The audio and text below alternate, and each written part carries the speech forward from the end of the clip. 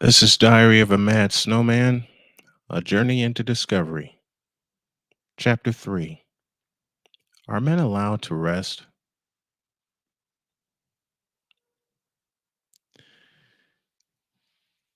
How much stuff can a man do during the day, during the night, or both?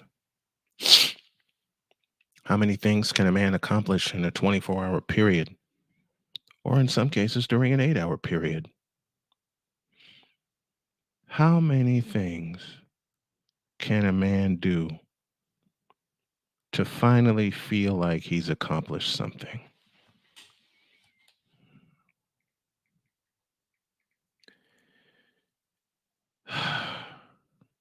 We don't know. I don't know if you can put a number on that.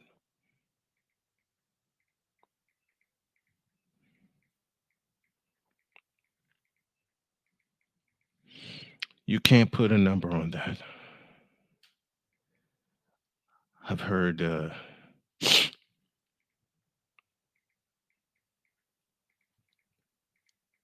I've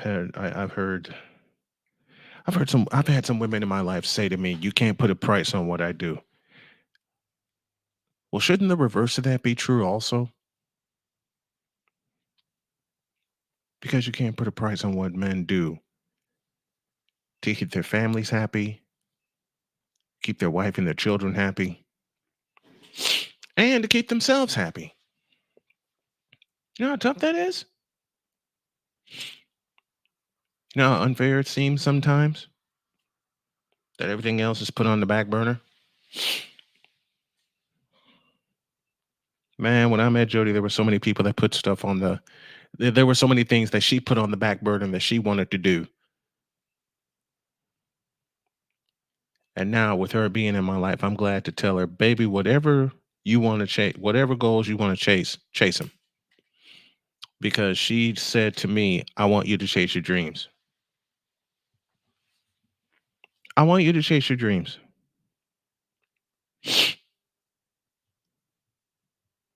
There was nothing I wouldn't do for her.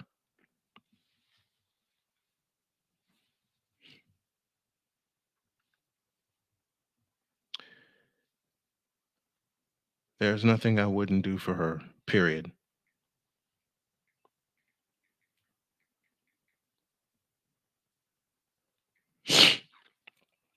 But I'll repeat the question that I posed earlier.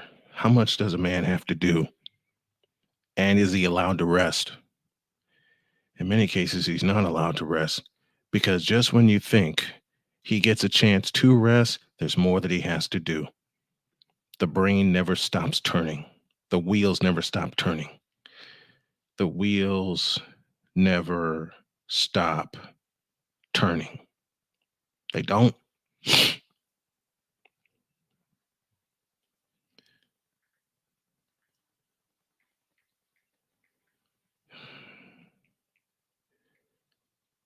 Because, again, just when you think you've reached the mountaintop or a mountaintop,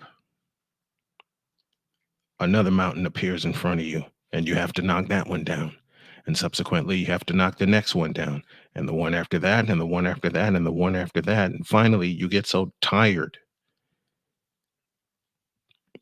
that you don't want to chop any more mountains down. Boy, I've been there. A lot of men I know have been there with that one. They've been there. And that's the roughest thing. To be so exhausted, to be so out of sorts,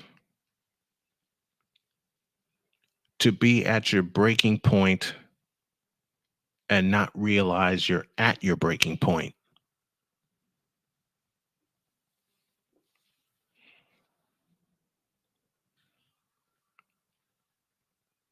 When does a man realize that he's at his breaking point? In many cases, mine included, he doesn't. Because we have been programmed to just suck it up and keep going. As men, in particular as black men, we have just been programmed to suck it up and keep going. Why? Because that's the programming that we have been given. That's the programming that we have been force fed. I'll say it again for those of us in the cheap seats at Old Chicago Stadium. And I will say this, I will say this very proudly. You know why a man never realizes when he's at his breaking point? Because he has broken his breaking point so many times. He has readjusted his breaking point so many times. He has readjusted his goals and everything that he wants to do so many times for someone that does not appreciate who he is. And quite frankly, as a man, I can say aloud, it ain't fair. It ain't fair. Like I said in the last chapter, it ain't fair that we have to remain silent. It ain't fair that we have to just back off. It ain't fair that we are not allowed to rest. And as my buddy Sick Diggy just said in the chat, it's more than just sleeping. You got to recharge. You got to regroup. You have to reset. When Jody and I went away last summer, boy, that was a week that we both needed to just reset, man. To just reset, to just, hell, reload. And I can honestly say the last 2 years have been hellacious. To be perfectly honest, the last 3 years have been hellacious because it all started with a diagnosis of blood clots for me. How much stuff can a man take in a short period of time and not be allowed to rest, recharge, and regroup and reset? How much more can a man take without having the opportunity to reset and reload? Is a man ever allowed to rest? In today's society, no, he isn't. And it's one of the most unfair things I have ever felt. It is, man. It's one of the most unfair things I've ever felt. It's one of the most unfair things I've ever experienced. As a man and as a black man, it's like you are constantly, I'll use a basketball reference, you are constantly running up and down the floor, uh getting no action in the play. Shot is missed, you have to retreat. Then that shot is missed on the defensive end and you're sprinting the other way, hoping to at least get a touch on the offensive end. Hoping to at least get a touch on the offensive end. And many times we don't. Many times we don't. You really want to know what the most unfair thing is? The most unfair thing is that when men scream, "Stop the ride, I want to get off," we're not allowed to.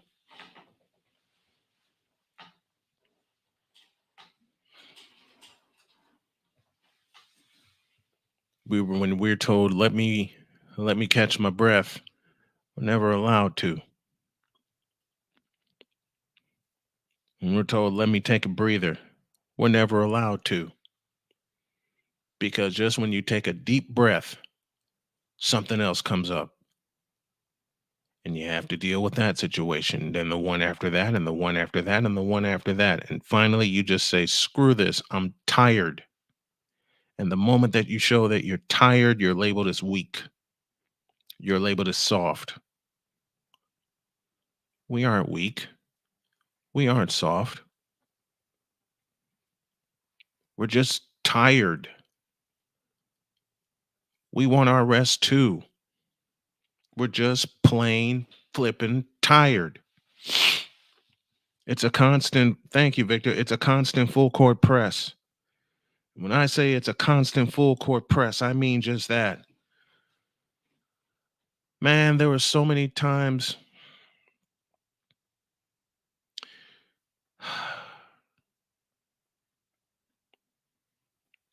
Y'all remember Donna, my baby girl who died when she was 2.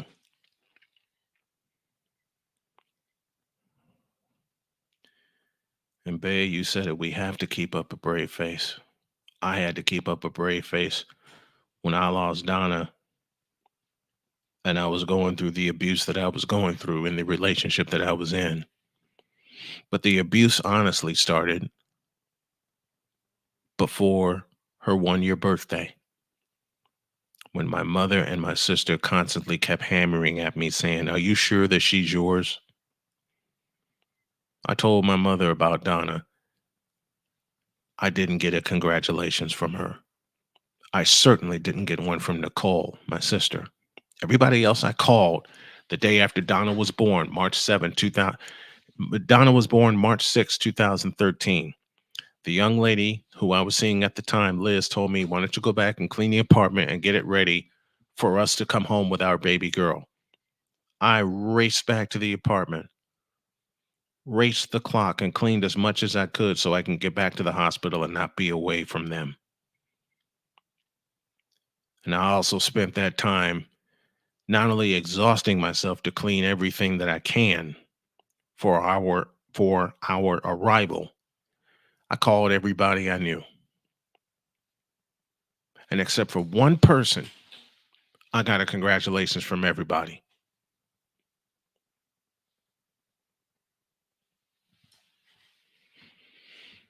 I got a congratulations from everybody except that one person. You know who that person was? The woman who technically at the time I was living with, and that was my mother. You know what I got from my mother? Are you going to be there for her?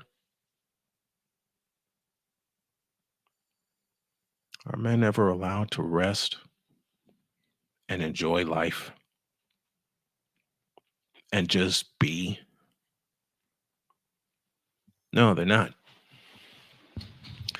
They're not. The pressure is enormous. Being a man, and more to the point, being a black man. The pressure is beyond enormous being a black man in this country, knowing how society has pivoted once again in the 21st century. And it's this. Mm.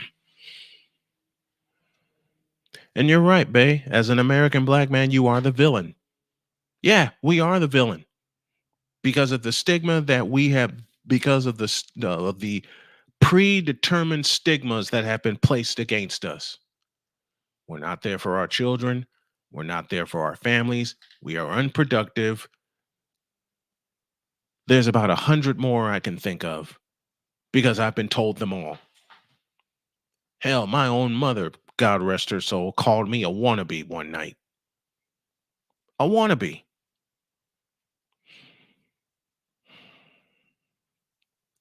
At what point do us men keep going and going and going without rest until one day we don't take it anymore and we just go completely the fuck off? Or as a dear friend of mine says, and I'll borrow from her, at what point do we keep going without rest and that last cord snaps and we go teetotally the bloody fuck off? So many times we hit that wall, but we bounce up. We bounce back from it. We hit the wall again, even harder, and stand up. What's the old Nike commercial? Fall down 7 times, stand up 8. Well, that 8 becomes 9, that 9 becomes 10, that 10 becomes 11, and the number keeps going up and up and up and up. And RC said it best just a minute ago. We either find a way to get through the fog or lost in it forever. And I know many a man that has been lost in it forever. Trust me. I was one of them several times.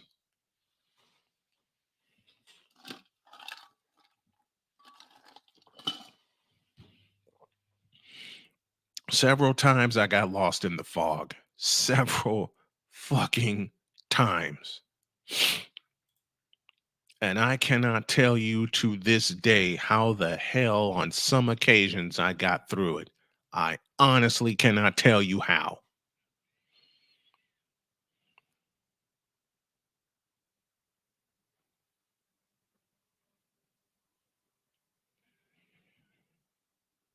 As men, we don't like drama. We don't like confrontation unless we absolutely have to deal with it. I saw it in my dad every day. Saw it in my dad every day.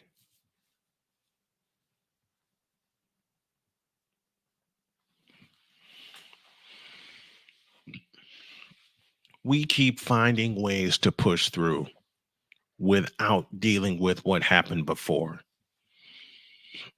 We keep finding ways to get through without dealing with what happened before. Do you know how much of a stack of a stack of cards that is, or of a house of cards that is? It's a house of cards, and it's gonna collapse. And when it collapses, when we're trying to just get our feelings out there and deal with everything that we've done before, that we've been through before, I beg your pardon. One or two people have to come along, point the finger, and say, see, he's always going to act like that under pressure. Really? Do you know how much has happened before this particular incident? I'll tell you a story. When I was dealing with my abusive relationship and the young lady I was with in 2015, her name is Jody Dials, and I'm no longer afraid to say her name. And if she threatens to come at me with a lawsuit, I fucking dare you.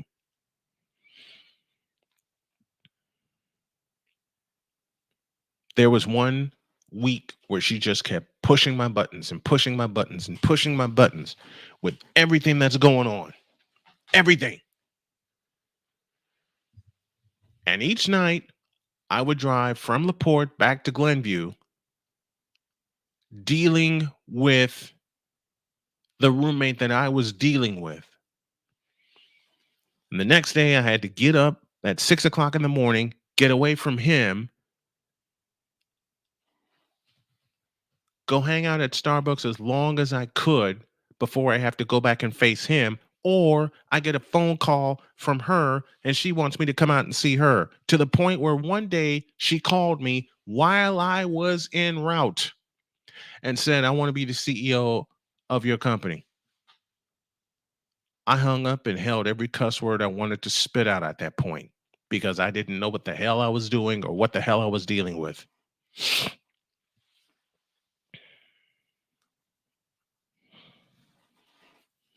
Before I go any further, there are two reasons I'm doing this live stream. One, the subject hit me today. And two, I got a piece of bad news that my wife's favorite aunt has passed away. And I'm working on getting as much gas money as I can for us to get to Louisville and back and to get through the rest of the week. So if anyone can help while this is going, I truly appreciate it. I truly do.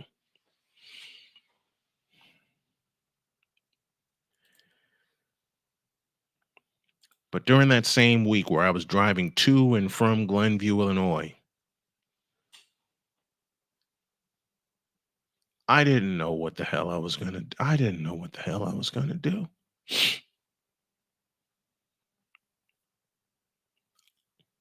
More to the point, I didn't know how I was gonna do anything. And then one day while we were visiting a potential sponsor, because I was covering LaPorte High School at the time.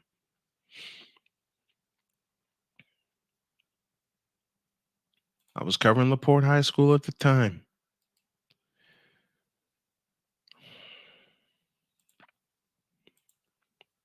I was trying my best to be a professional and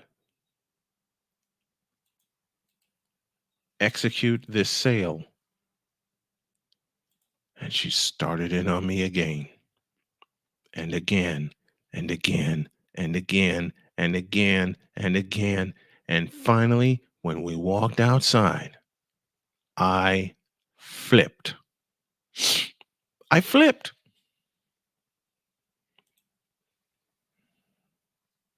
And as soon as I flipped out, the moment, man, if I tried to hold it in, folks. I did. I tried to hold it in. I tried my ass off to hold it in. And it didn't work. One of the few times in my life I snapped. I couldn't take it anymore.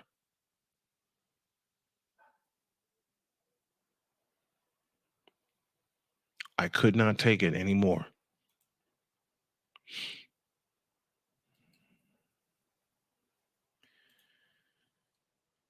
And as soon as I snapped, I get a finger pointed at me from her saying, "You have anger issues."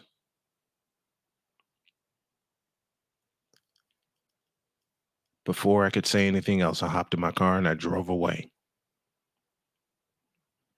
I would have said some things. I would have said some things that would not have been worthy at the time. And I was so crossed up on what the hell was happening to me that I didn't know how to respond or how to act. I'm better now. Thank the Lord, I'm better now. But that day, that time, and many times before that, and a few times after that, many of them in North Carolina, I didn't know what the hell to do.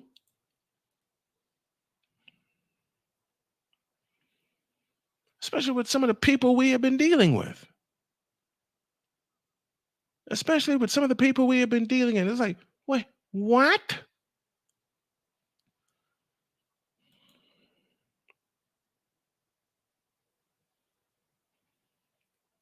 I don't understand how some people can think that men can just sit there and take it and take it and take it. Find ways to get through, yes, but holding on to everything that happened before. And before you know it, that backpack is so heavy, you fall down because you can't carry it anymore. You can't carry it anymore.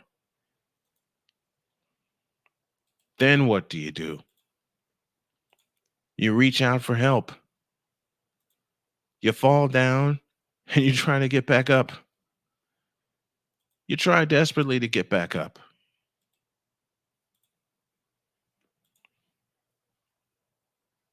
Who's there for you, men, to help you get back up?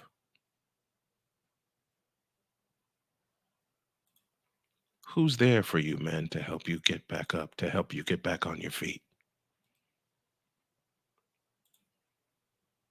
Are men allowed to rest and recover and recharge? For the most part, the answer is no. And it's not fair at all. It's not fair.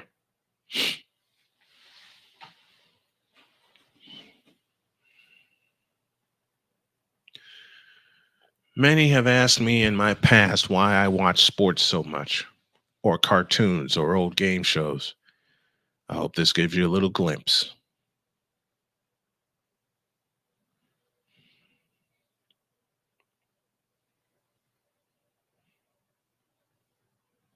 My wife gets it. My kids get it. My close friends get it. But there were some in my past that would think, is that all you do is watch sports or cartoons or whatever? Never bothering to ask the most important fundamental question: why? That is a way for me to rest and recover and reload.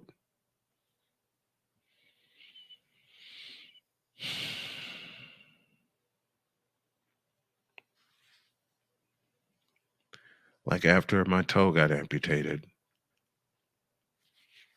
I dove into my YouTube streams. I dove into my broadcasting. I dove back into my broadcasting, doing everything that I can. When I say everything, I mean just that, everything. Everything.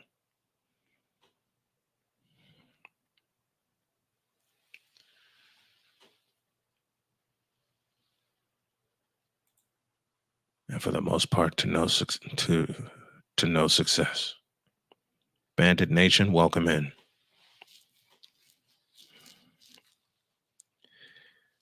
Are men allowed to rest? Especially with this, especially with me? No.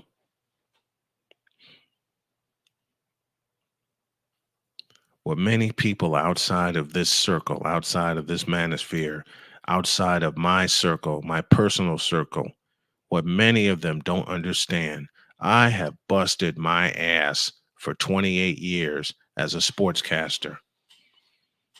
And I've done it the last 6 years being with Jody, the last 5 as a husband and a father.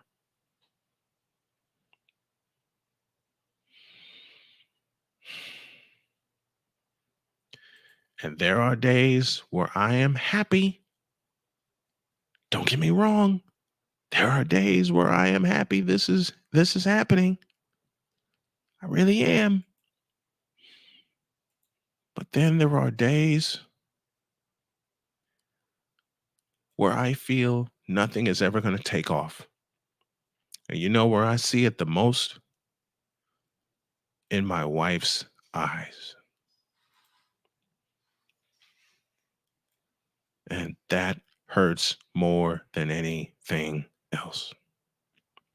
To see that in her eyes, and to be completely helpless.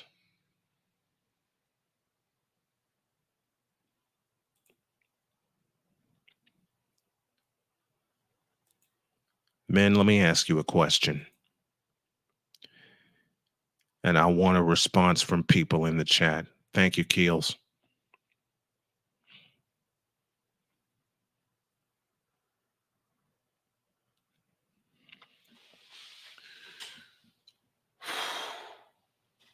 My question is this.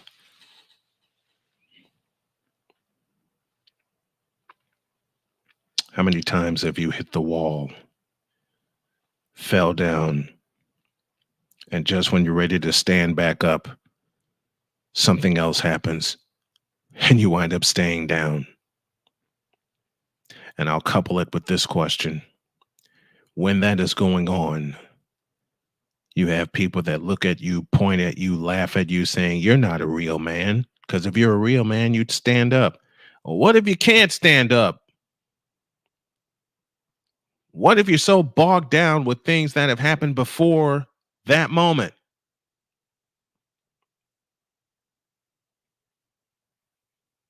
What if you're so bogged down with things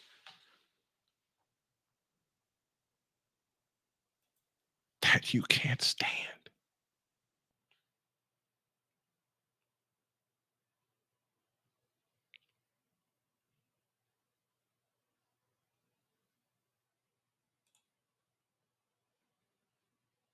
How many things that have you gone through that have been so unfair?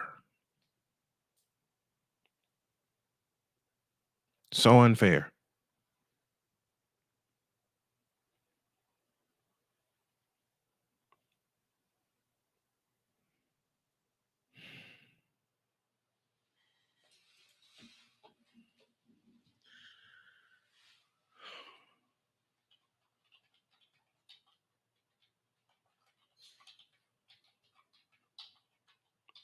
It's so unfair.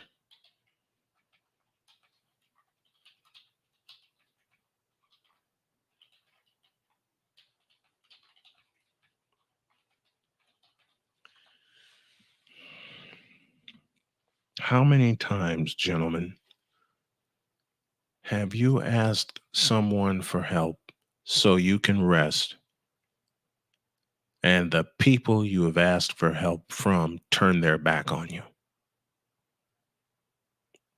You'll be all right. You'll get through this. How the fuck do you know?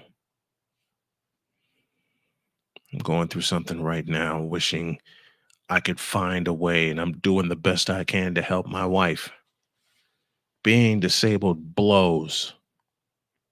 It blows.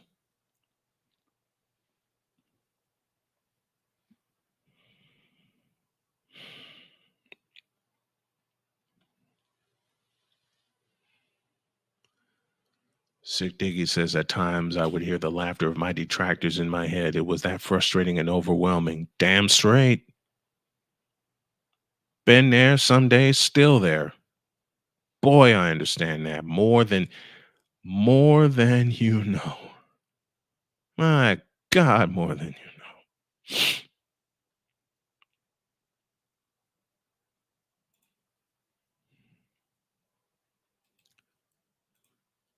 When you hear those voices in your head, those detractors,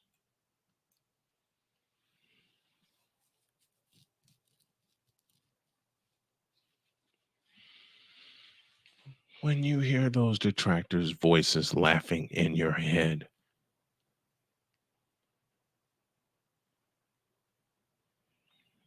how far does it break you down? And I couple it with this: who's there to pick you back up? Lately, for me, it's broken me down a lot, but Jody and my family has been there to pick me back up. And that's what I wish for every gentleman that's listening to this within the sound of my voice. God, I want y'all to hear this. Man,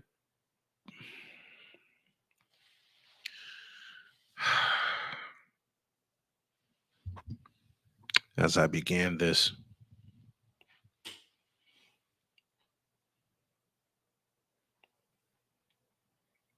are we allowed to rest? Are men allowed to rest? Mm-mm, they're not. It's not right and it's not fair.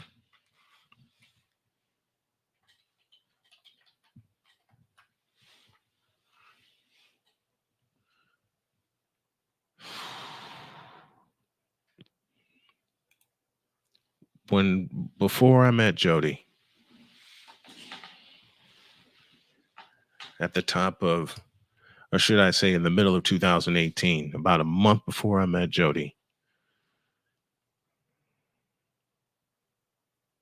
I put a post up on Facebook that said being homeless sucks. And it's a royal pain in the ass. And I never wish that on anyone. I never want a man to go through what I went through being homeless because it's not easy. Matter of fact, that's going to be my next chapter, but I'll give you a couple stories about that. I put a post up on Facebook that says, being homeless sucks.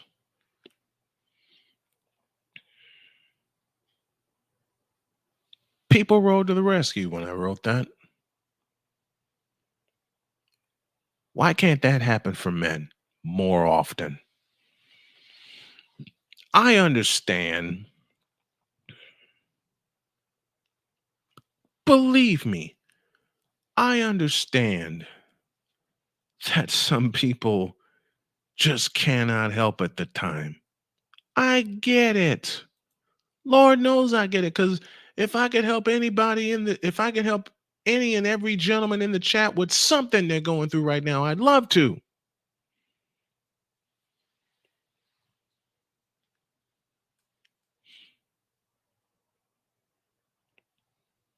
I'd love to.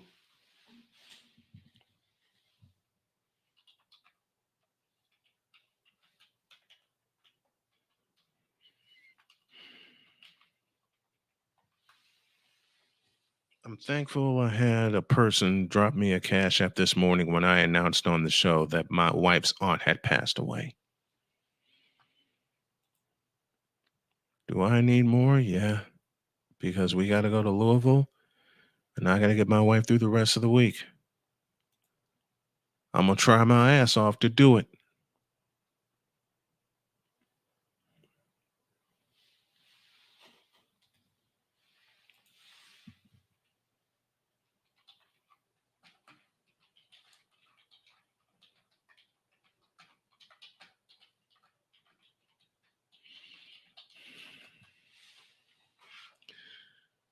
When y'all wake up in the morning, gentlemen,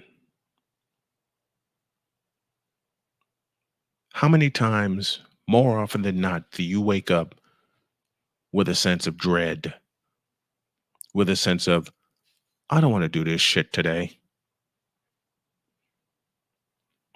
You know why that happens a lot? And I can speak from experience, and I know Shane can speak from experience. Victor can speak from experience. Hell, um, every gentleman in this chat can speak from experience. You know why more often than not men wake up with a sense of dread instead of a sense of hope? Because the hope was pulled away. The rug was pulled out from under them. The rug of hope was yanked out from under them.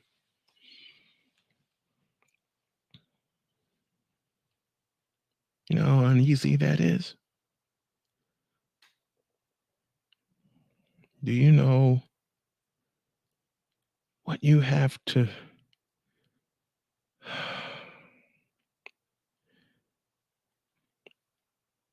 you know how far down of a fall that is?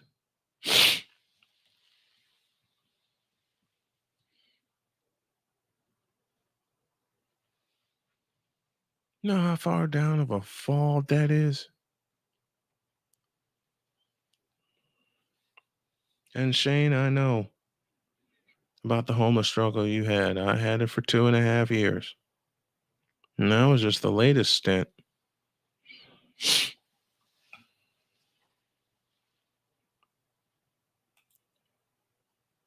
When are some people gonna take a chance on men and help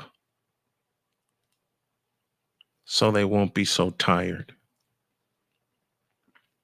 So they won't be struggling so much, so they won't feel hopeless and helpless.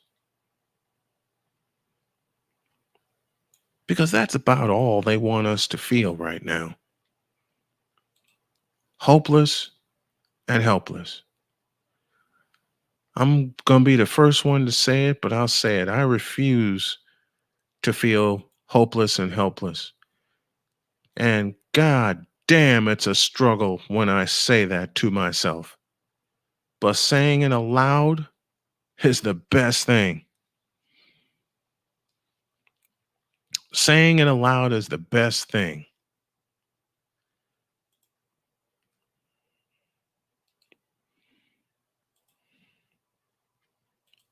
Society wants men to feel homeless, helpless, and worn out. Society wants men to feel homeless. Excuse me. Society wants men homeless. That's not that's obvious. Go to Chicago, tour downtown on Roosevelt Road. Y'all will see what I'm talking about. Society wants men to feel hopeless, helpless, and defeated.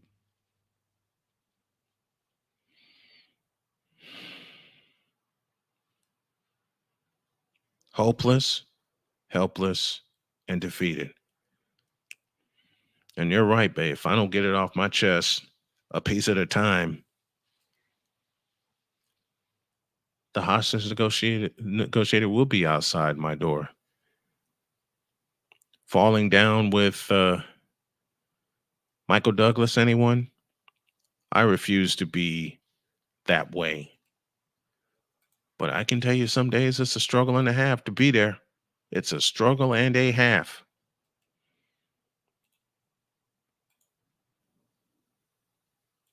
continue to try, continue to push through. All I can offer are words right now, gentlemen. But I can offer this while I'm taking a chance in doing this audio diary and letting quite a few things out about myself and about society and how I feel, where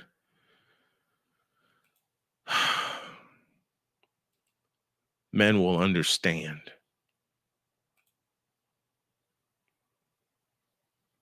It's just like I said, Jody raced the clock and saved my life 3 separate times.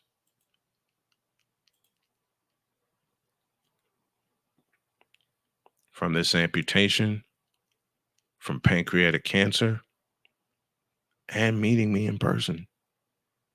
Just saying, I don't know you, but I need you.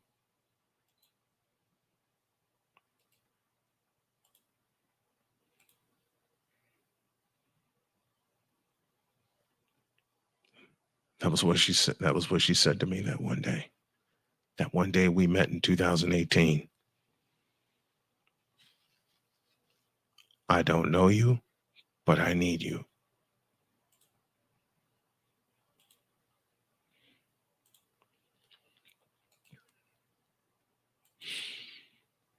That gave me a lot of hope. Gave me a lot of hope. Man, there are days where I see her and the exhaustion on her face, and the exhaustion in her eyes, in her body language.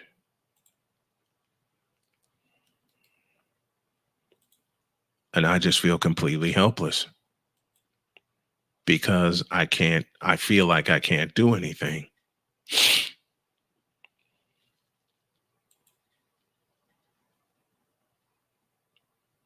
But she keeps giving me a vote of confidence saying, you're doing all that you can. And I appreciate that. To have someone say to me that they appreciate everything I'm doing, even though I'm limited, saying thanks, Bay, is an understatement.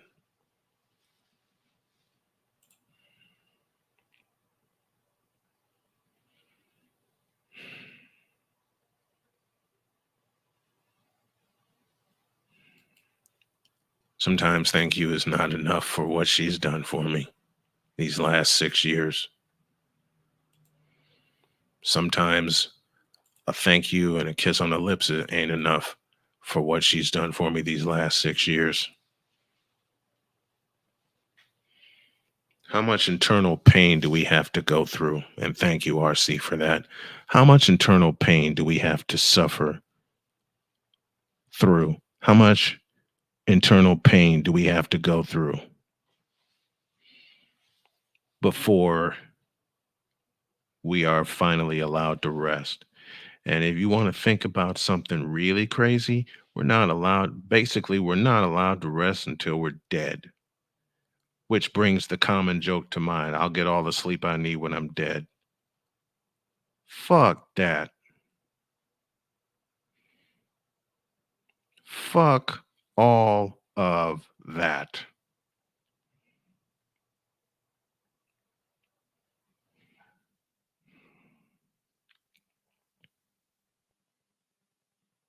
It ain't damn fair.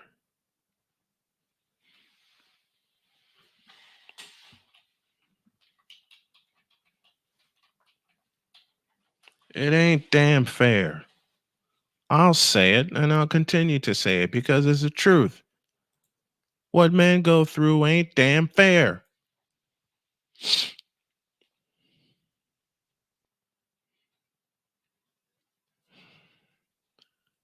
Totally understand the feeling of feeling underwater. Yeah, I feel like we're underwater right now. And as much as we try to paddle to shore, something else happens. And who am I including in this? My family. And it pisses me off.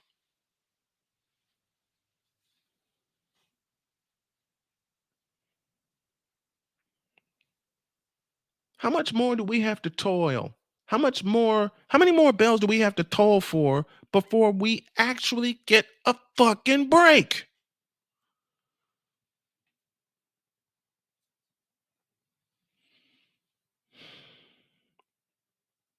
When I started this, someone challenged me. When I started Diary of a Mad Snowman, Charles Faulkner gave me the idea and he gave me a few chapters to work on. And I knew I wouldn't be able to write this, but because to be able to sit down and write all this out would take a lot of time, and I had a lot on my chest. So I'm using what I know best, my microphone, to get all this out. I had someone challenge me when I said up front the two reasons I'm doing this. A, it's for therapy, and B, to try to make an income doing this. I said this up front. And I immediately got challenged saying, "Oh, that won't happen. How do we know you went through all this?" Motherfucker, take a look, will you please?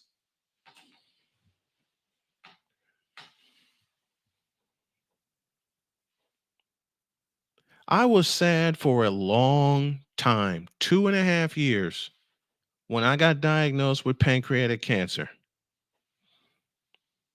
I thought I would never, ever, ever get through that. I thought that was a death sentence. Hell, Duke University Hospital said as much. My friend Nia says if we let the world bring down men, then they succeed in breaking humanity. We see you and we feel with you. Society can suck it. That BS of being a man makes you all think you're not allowed rest. Absolutely right.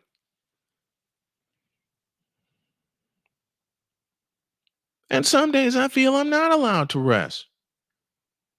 My wife's busting her ass at work right now. Daughter doing the same thing. And I got to tell y'all, when I sign off the air at 1 in the afternoon, I have a few moments where I feel like, what the fuck am I doing? How am I doing this? Why am I not out there fighting my ass off? As it turns out, I've gotten a slow feeling back that I am. And I say slow because I'll say it again, I have my days. I have my days where I feel like I can't rest.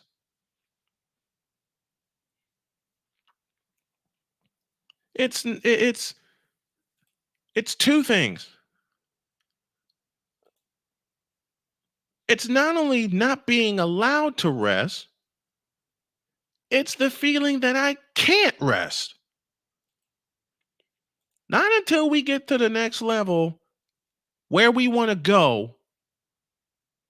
And I have something to say about it and something to do with it. That's the biggest thing I'm fighting right now.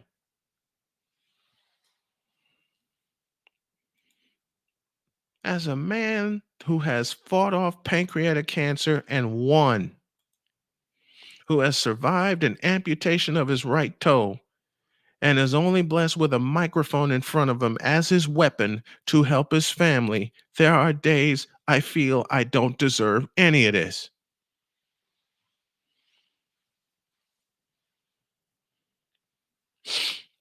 And you're right, RC. There are some days where the only time I don't feel pain is when I'm sleeping. I look at Jody next to me, and again, I see the exhaustion in her eyes. I see the exhaustion on her face. And quite frankly, there are moments where I panic. And I tell her all the time, I'm doing the best I can. And she totally understands. She totally understands.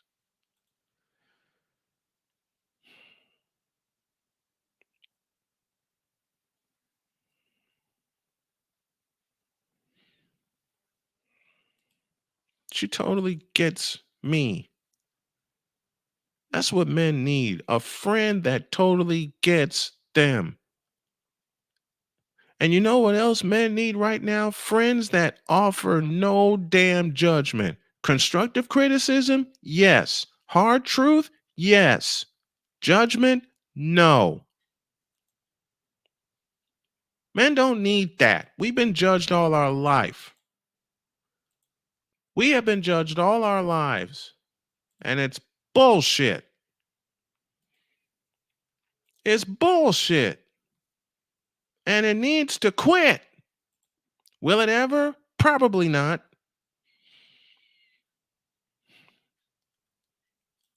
Well, if I'm the first one to be foolish enough to think that it needs to quit, then damn it, I am that fool. I don't care anymore.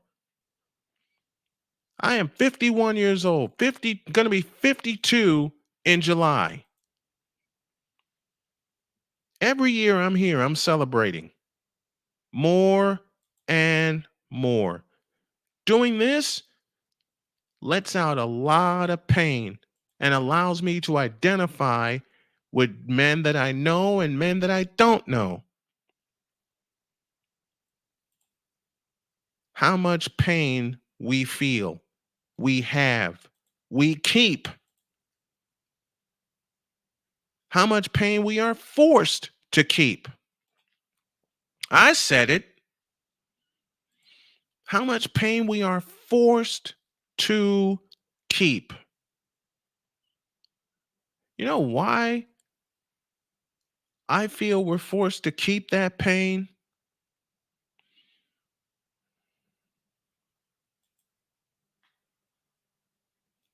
Because very few people in a man's life give 2/5 of a half of a damn. That's why. I'm not even going to qualify it by saying that's only my opinion. I am speaking from experience.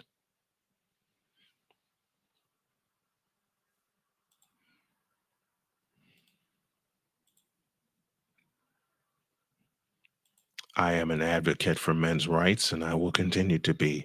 I am an advocate for fatherhood, now being a father and a grandfather, and I will continue to be.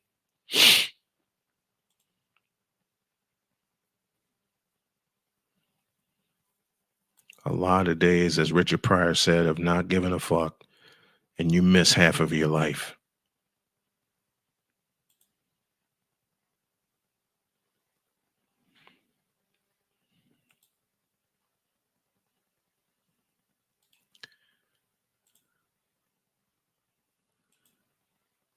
Where is the help for men?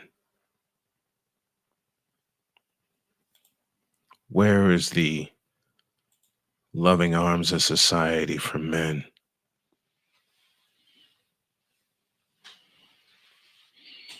RC, I totally understand.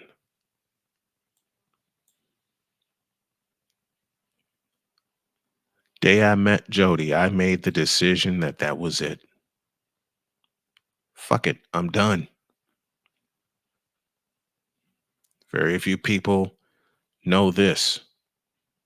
I'll say it here and I'll say it out loud.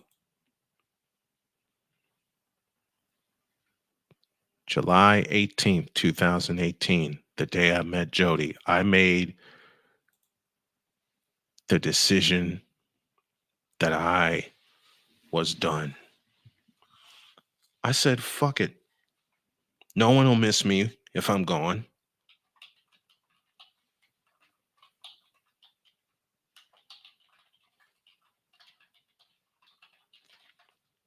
I literally said that out loud. It was a rainy day in Michigan City, Indiana.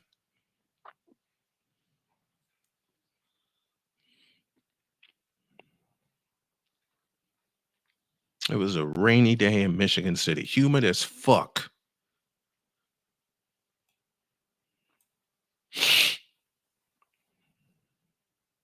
That afternoon, I got a message from her.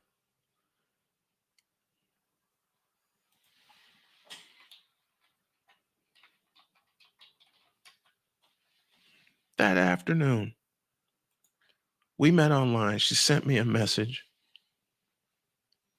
And it's like, I'll say it again. It's like, I don't know you, but I need you.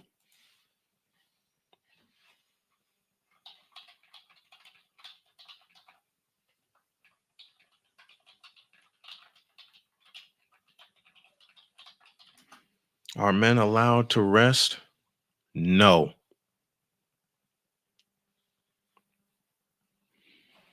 No. It's like I said, that day, July 18th, 2018, I said, fuck it, I'm done.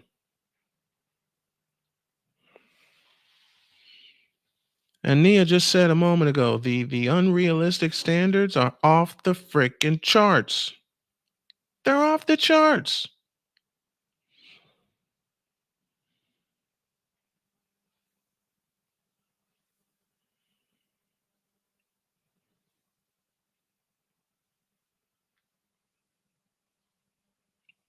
And I fucking hate it.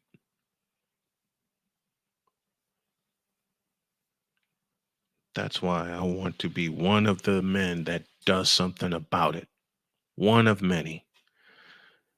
You know that Million Man March they put together? I want to do something like that. But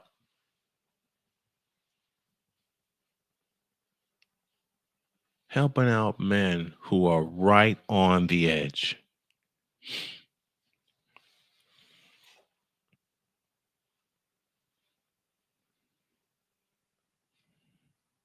I do my best to support my husband and teach my boys it's okay to have feelings and emotions and express yourself. It is okay. It's what I'm doing here. It is okay. You know how many times I was told it wasn't okay? And I know every man in the chat can just identify with what I just said. Do you know how many times I was told it was not okay to have feelings and emotions? Oh, you're showing your emotions. You're soft. No, you're real. You're a man. You're real.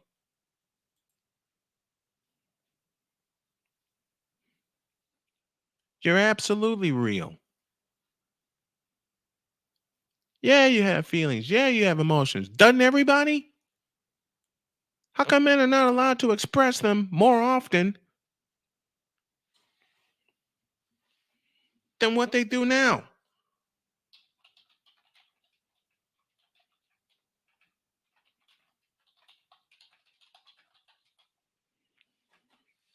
Why are we not allowed to express our feelings and emotions and get that rest? You know what rest is? Getting this out.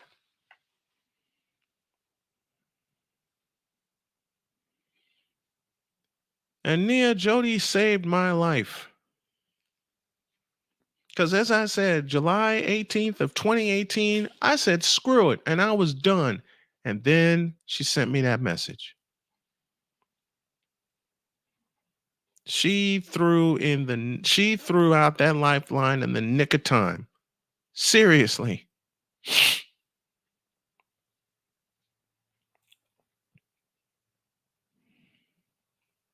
why I often play that song by Brian McKnight for her back at one, because I literally believe, and I will continue to believe until I go home to God, that she threw that lifeline out before I stepped off the cliff. I was lonely. I was homeless. I didn't know what the hell I was doing, why the hell I was doing it. And at that point in time, I didn't care.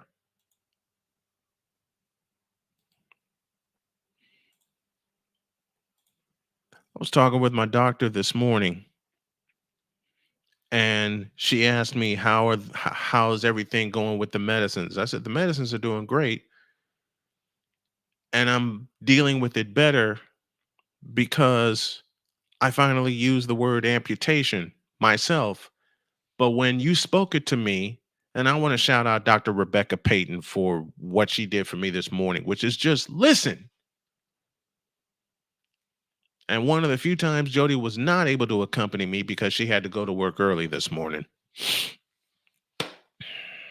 Man, when I told Dr. Payton that when you said the word amputation, it knocked me sideways, I thought she was going to faint.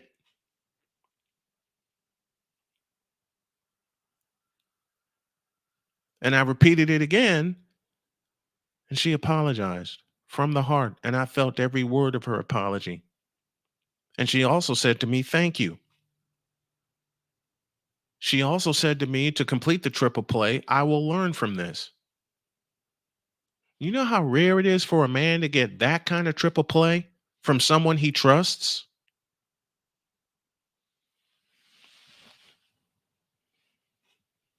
You know how rare of a triple play that is for men to get?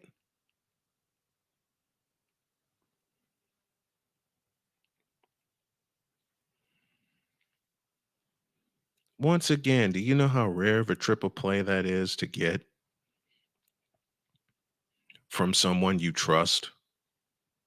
And I trust everybody at Franciscan Health Care. I mean, hell, had Jody not introduced me to them, I wouldn't be here because Duke University told her on November 29th of 2021 to put me in a goddamn box. Go home, get your affairs in order. There's nothing we can do. And this is after 3 months of chemotherapy. This is after 3 months of oral chemotherapy. And I was so damn fogged out, we had to make some changes in the house because I was making some stupid decisions. I'll say it out loud. I was making some stupid decisions. And at the time, I was so fogged out, I didn't realize how much it was affecting my family. You know where it starts, man? When someone believes, when someone believes you and believes in you. Let me say that again. And if y'all can support me with a Cash App donation to the tag you see on your screen, $ Tallman Dr. K50, I would appreciate it because we got to go to Louisville tomorrow because her favorite aunt passed away and I want to be there for her. You know where the repair starts for men? When you are told to your face and someone looks you in the eye and say, not only do I believe you, I believe in you. You know how huge that is?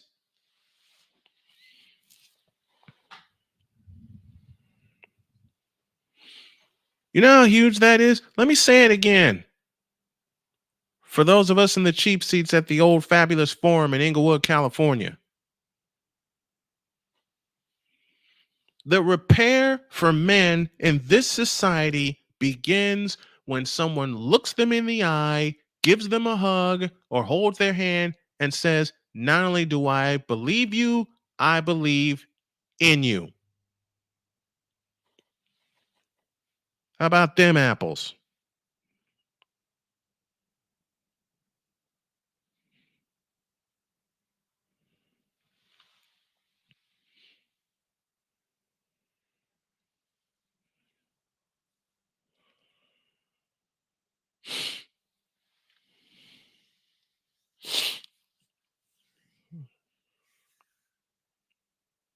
I'll say it again, and I got tears in my eyes.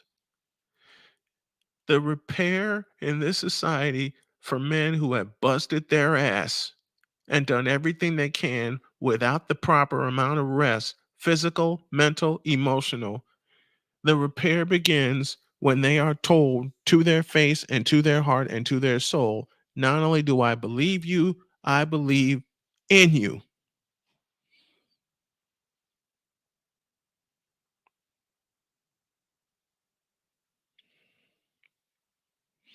I'm going to keep saying it and hammer home this message because it's the truth. When Jody told me, chase your dreams, Jody told me, I want you to chase your dream. She says that to me every day, and she said it to me for the last 6 years. You know how appreciative I am of her? And I said, I tell her every day, thank you for believing in me. She says, you make it easy. She said, you make it easy for me to believe in you. And I believe in her just as fiercely, if not more, as she believes in me. Because there are some goals she wants to reach. She wants to officially be Dr. K. I'm like, baby, go get it.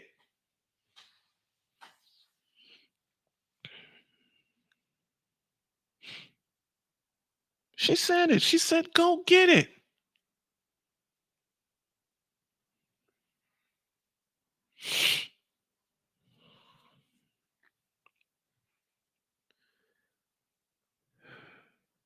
The repair begins when a man is told to his heart and his soul and his eyes are looked into, when one person begins a chain reaction of saying, not only do I believe you, I believe in you. Period. Somebody write that in the chat for me. Let me take a page out of Dr. Faulkner's book. And happy birthday to you, Charles Faulkner. You mean let me do this. Let me do this. Dr. Faulkner, I love you, brother, and you mean the world to me. I'm going to take a page out of your book while I'm doing this and say something that I've said for the past 10 minutes that I want someone to write in the chat for me because I'm damn sure going to put it on a t-shirt. The repair for men begins when they are told to, when they are, let me try again. The repair for men begins when someone looks in their eyes and tells their heart, their soul, and their being, not only do I believe you, I believe in you.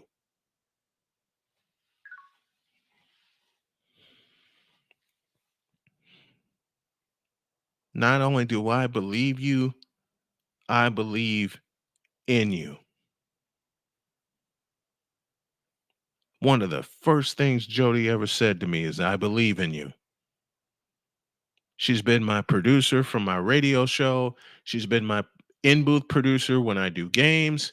And man, when we get the hell out of here and start doing the stadium tour, or we find somewhere to land for a couple of years and get everything straight.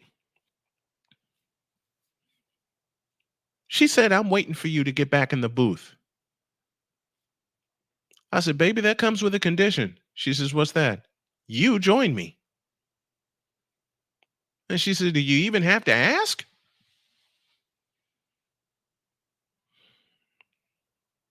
Do you even have to ask?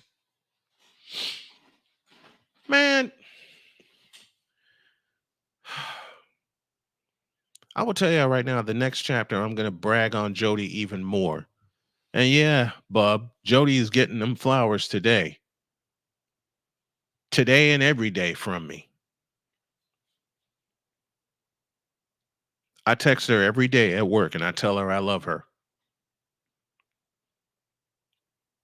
She's been ride or die for me since day one, since we met September 6th, 2018.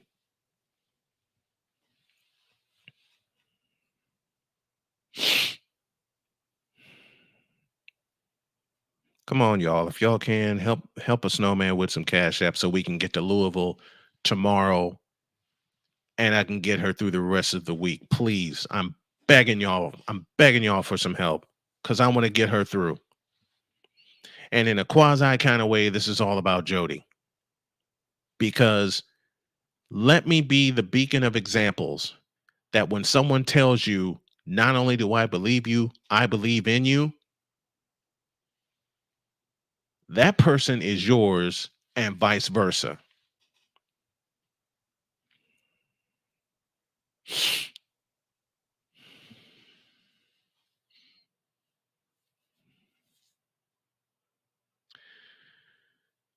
Not only do I believe you, I believe in you. That starts the repair physically, mentally, and emotionally for men in this society. That starts it. Why do I believe that so fiercely? because it was told to me, and I've told a few men that myself. I've told every man in this chat that phrase, and I mean every single word of it.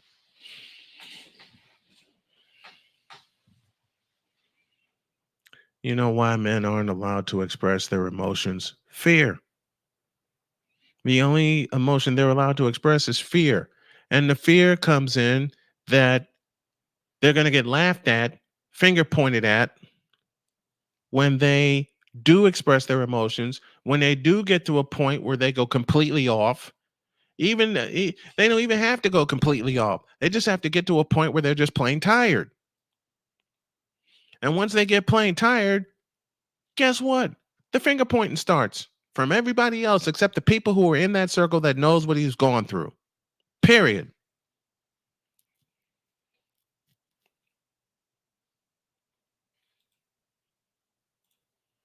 This gotta quit.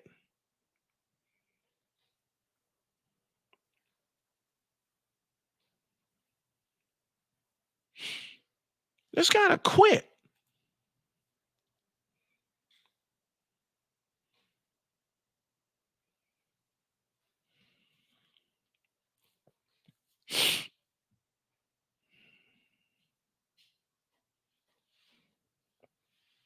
Thank you, Bub. Thank you, King Bub. I appreciate you.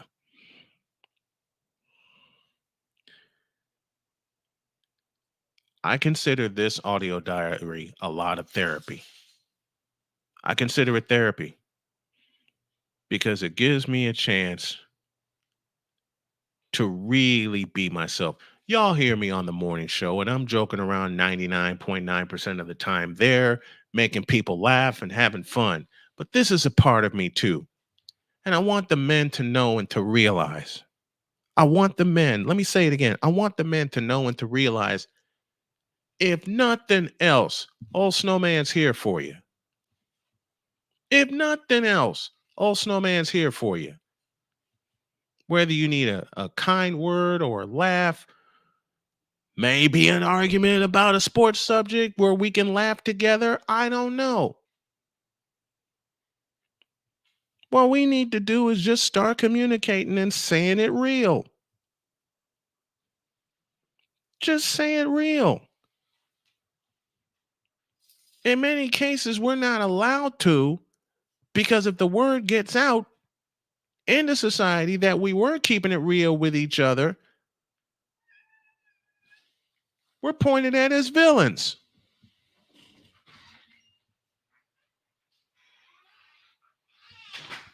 Hell, Bay said it earlier today. We're already the villains. We got to embrace it.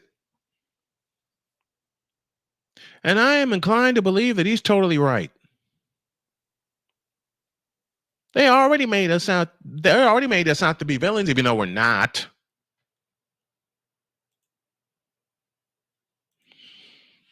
Even though we're not. We're not villains. We're people.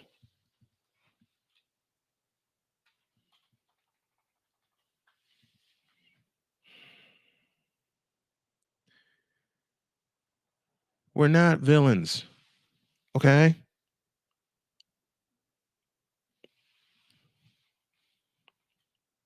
We've just been made out to be villains. We've just been made out to be cavemen in this 21st century society. That's one reason we're not allowed to rest. We're repairing our image. And it's a lot to repair because it's been blown to smithereens, annoyed, destroyed, and folks on the outside enjoy the destruction.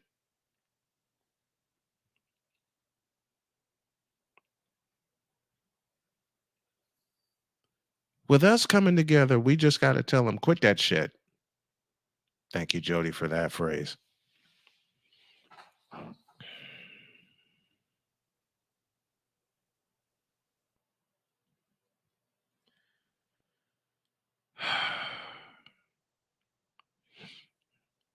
And you know what the craziest thing is? When a movement And yeah, I'm calling this a movement. When a movement like this happens, that is pure and from the heart,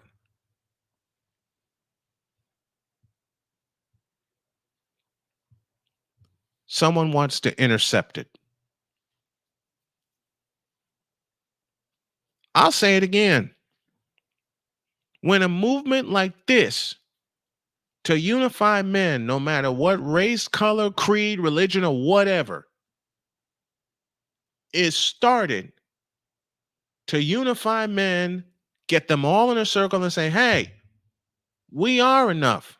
Someone wants to pick it off.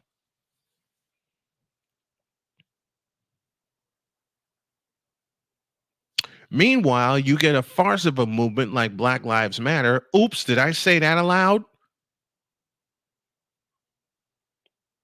Meanwhile, you get a farce of a movement like Black Lives Matter, and they get all the funding in the world. The hell is wrong with that? What the hell is wrong with that picture?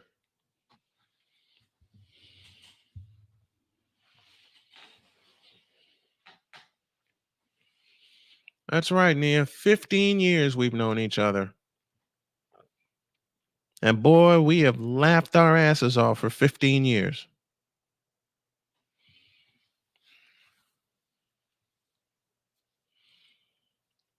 When the hearts are pure for men and they express what they want to do, what usually happens? And I say usually because I want to start a chain reaction that changes that. What usually happens? They get laughed at. They get a finger pointed at them. And this should really piss some men off. They're told, "Oh, you don't really mean that." Oh no. I spoke aloud that I'm going to be a billionaire within 2 years. I'm out and about today and somebody, "Oh, you don't really mean that." Oh no.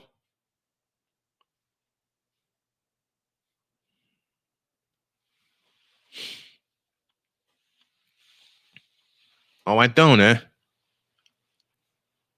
What makes you say that aloud? I've known Bubby Lewis since 2010 at Trinity International. Called his name out quite a few times during games. Been brothers since then. Known Victor since 2000.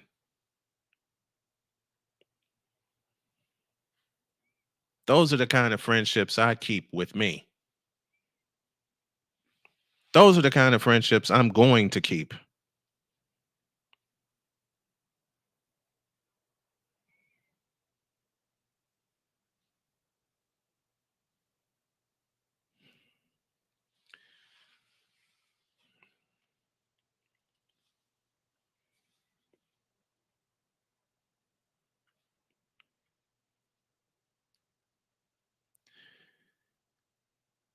Some of the most unfair things have happened to men. Some of the most unfair things have happened to me. I already told the story of when I got abused in 2015, went to the LaPorte Police Department and they laughed in my face. Man, let me pose a question. How many times have you gone somewhere just for a little bit of help and you got laughed at?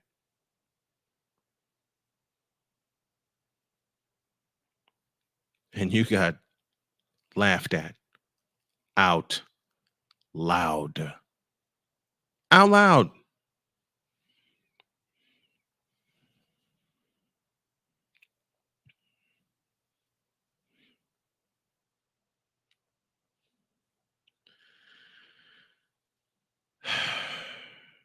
I'm glad I did this today. And I believe that unless I have a baseball game, I think this is the time I'll come on with the diary each and every day. I can make a book out of this just from the last 2 years alone.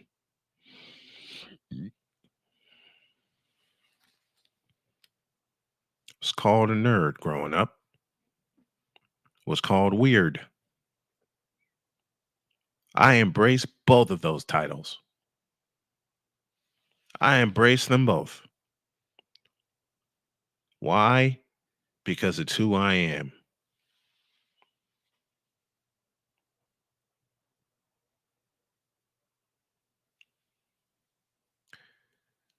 When a man is told, once again, not only do I believe you, but I believe in you. You know how much strength that gives a man to hear that from just one person and them continuing to stand on those words. That's the key. Standing on those words.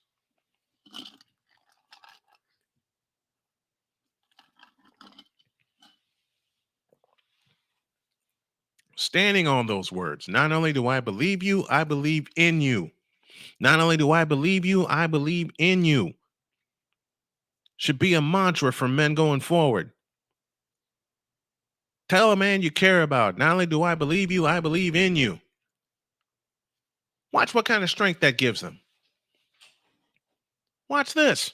Watch what kind of strength that gives them. And while I'm making that point, let me make this one in the form of a question. How many times have you seen with men the repair begin just with something like that alone? A handshake, a hug, a chat, a laugh. And someone tried to pick it off because they don't want to see men happy. I said it.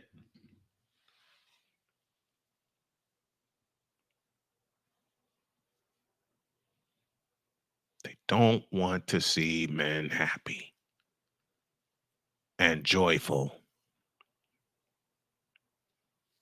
What did Dr. Dre said? What did Dr. Dre say in one of his songs? They'd rather see us dead or enslave us. No more. No fucking more.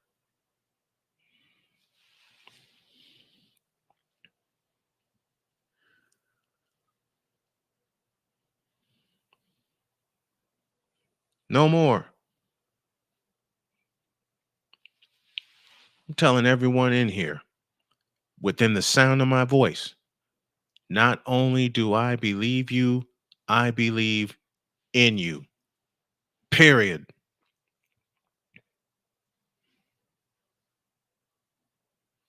Period.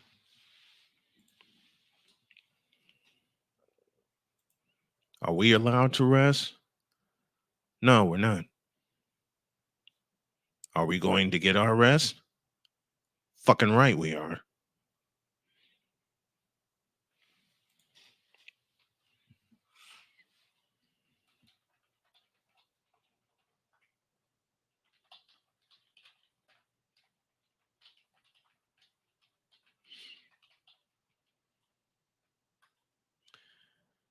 Not only do I believe you, I believe in you. Think of how powerful that phrase is.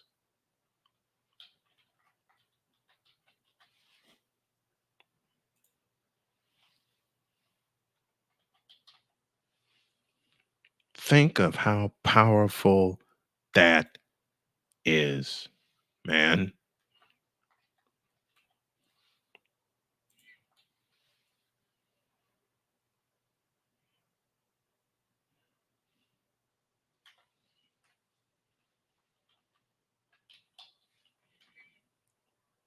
I'll say it again.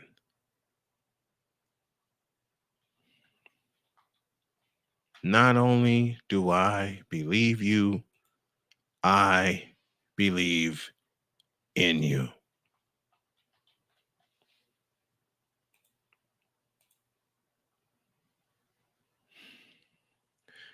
That's what people say to me, the ones who really stick around with me,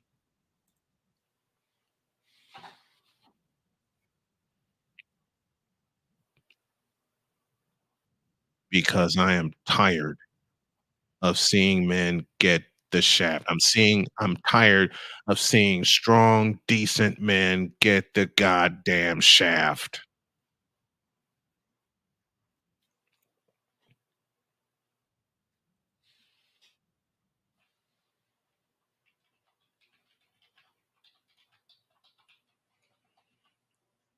I'm tired of seeing decent men like the ones in this chat get the goddamn shaft all the time.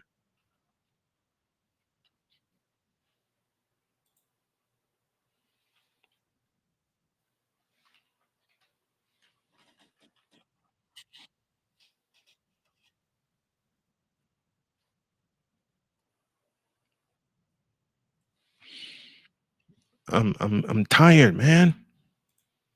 I'm tired.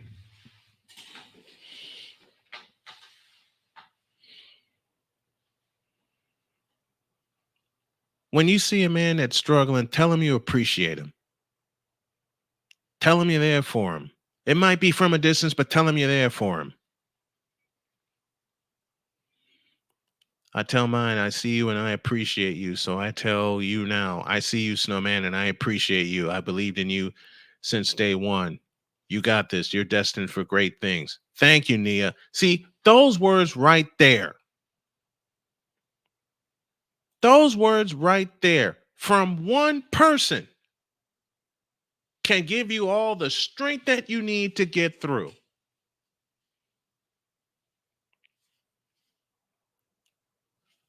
Strong words like that. And I receive every single one of those words, my dear.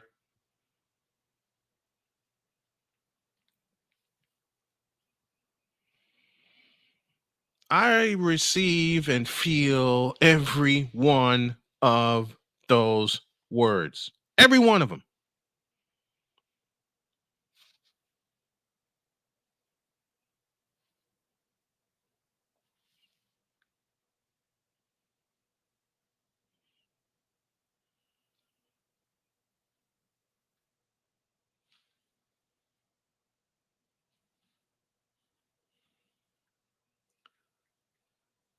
Because those are words that we need, that men need. Those are words that are needed to be thrown around like a fastball from Jose Contreras and a forkball from Nolan Ryan. Throw them around, use them a lot, and mean them. Just mean them. Just say it and mean them. And you're right, Shane. The Dark Knight put us together for a reason. The Dark Knight put us together in 2014 for a reason.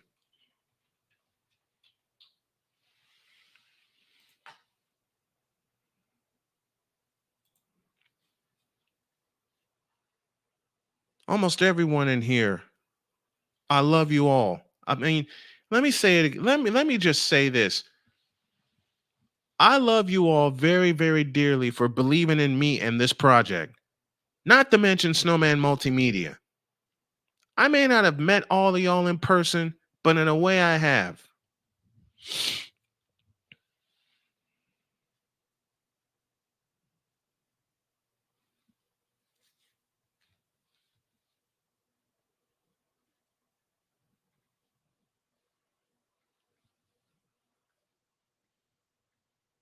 I love every single one of you guys for just believing in this,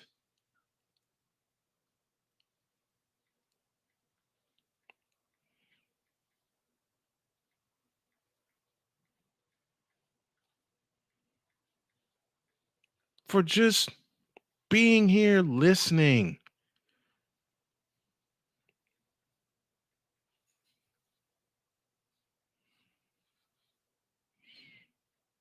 for just knowing me.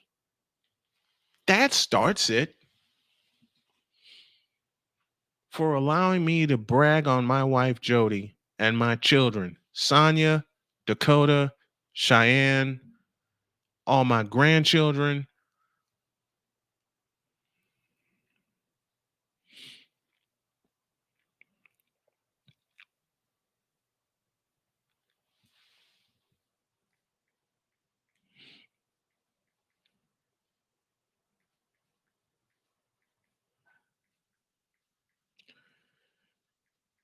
When I had cancer,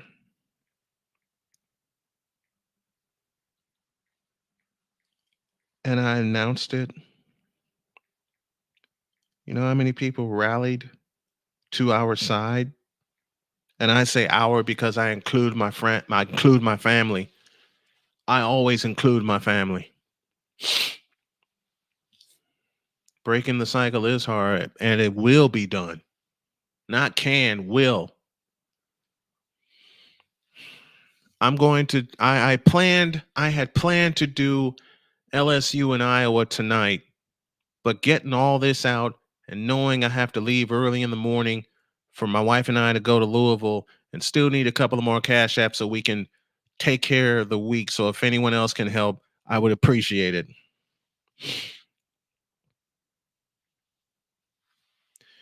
But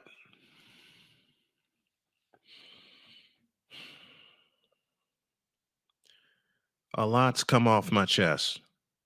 I appreciate y'all listening. And I tried to stay on topic as best as I can. And I know I've hopped all over the place, but there was no judgment here. And I appreciate you guys.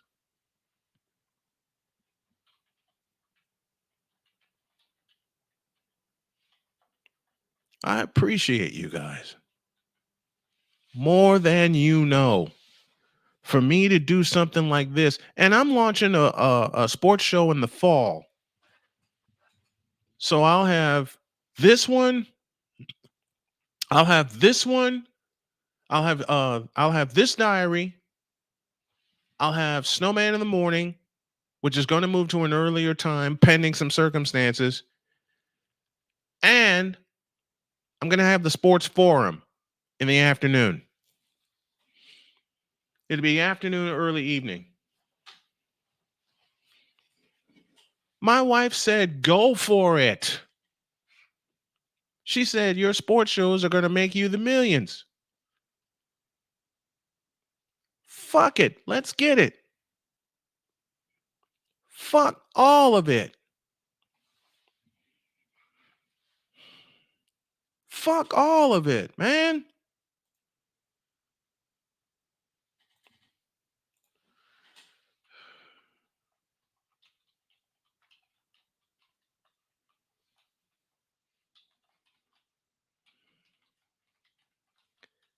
I got a homework assignment for you guys.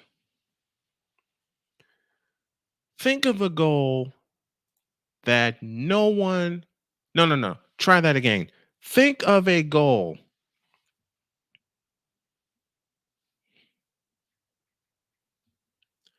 Think of a goal that many people in your life, change that word, most people in your life thought ridiculous. Think of a goal that many people in your life laughed at you about. And think of the reasons that they laughed at you. And then write that goal down, put it somewhere safe, and each day look at it. And then you'll start to answer the question, what am I doing toward it?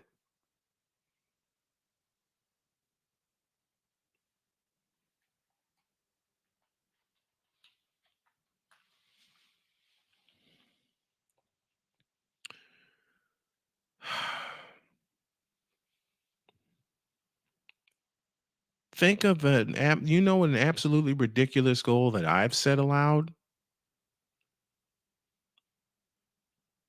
Then I'm going to be a billionaire in 2 years. And a lot of people are going to get some help from me that have been there for me and with me. You want another ridiculous goal that I've set aloud? We're going to be in New Orleans on Radio Row during Super Bowl week in 2025. I had planned that for Vegas, but I got sick, dealing with kidney failure in the process of reversing that, and my toe got amputated. And I'm still standing. Well, sitting in this case because I'm sitting in a chair. But think of a goal that many people thought ridiculous. Write it down, speak it aloud, and keep it. I'm 51 and people tell me all the time, oh, you can't, You can't do that. You can't make $1 billion in 2 years. Fucking watch me. Fucking watch me.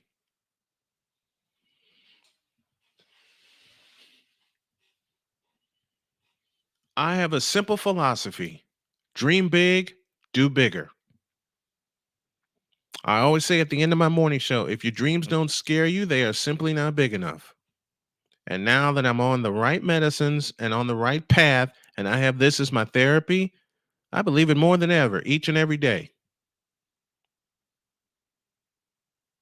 And for those who don't believe it, that want to stay outside the circle, my response is simple: fuck a whole lot of y'all. Because I'm tired. Everybody that has been in the chat with me and listening to me do this, they're tired also.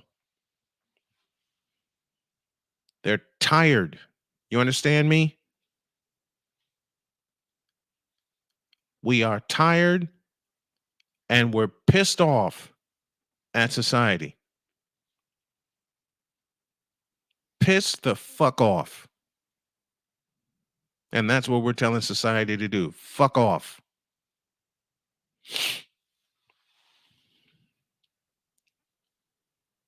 You just get tired. You just get tired, man.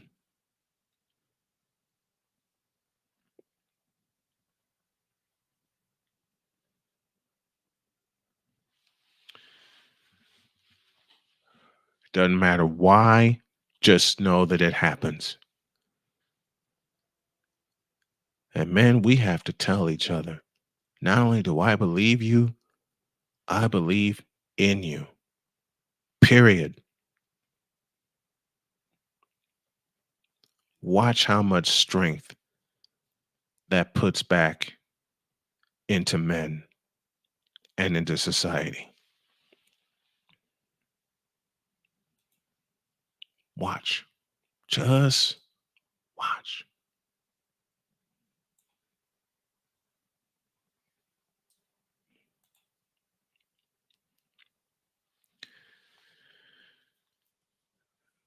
This has been Diary of a Mad Snowman with yours truly, Brian Snow, aka the Snowman, and I want to thank Kyle Senra, Bubby Lewis, and Victor Locke for contributing. And before I get out of here, I'll say it again.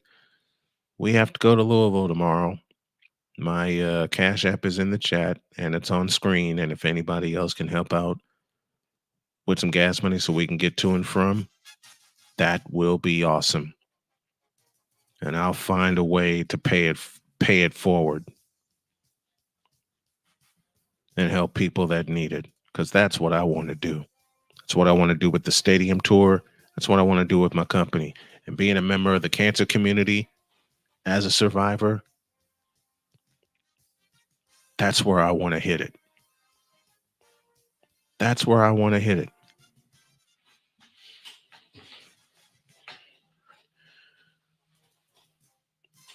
That's my goal, Nia.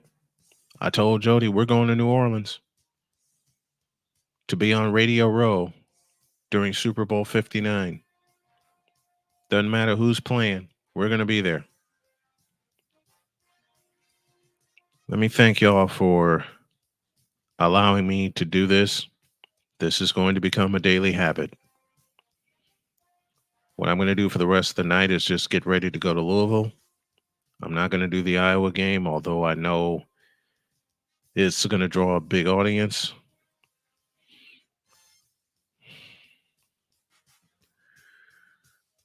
But I know I will be drawing big audiences soon. Anybody want to sponsor the channel or sponsor Snowman Multimedia? Drop me an email, snowmanmultimedia@gmail.com. Diary of a Mad Snowman returns tomorrow. And tomorrow I'm going to brag about my wife, Jody, when we get back from Louisville. God bless y'all. So long, everybody.